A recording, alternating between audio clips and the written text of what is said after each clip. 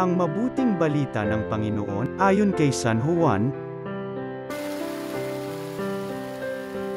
Madilim-dilim pa ng araw ng linggo, patakbong pumunta si Maria Magdalena kay Simon Pedro at sa alagad na mahal ni Jesus, at sinabi sa kanila, "Kinuha sa libingan ang Panginoon at hindi namin alam kung saan dinala."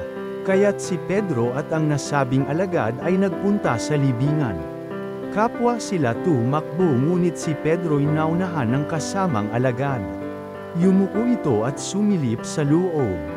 Nakita niyang nakalagay ang mga kayong lino, ngunit hindi siya pumasok.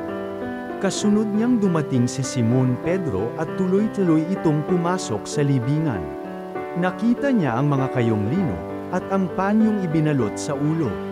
Hindi ito kasama ng mga kayong lino, kundi hiwalay na nakatiklop sa isang tabi.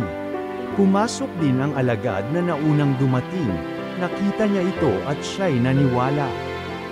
Ang mabuting balita ng Panginoon.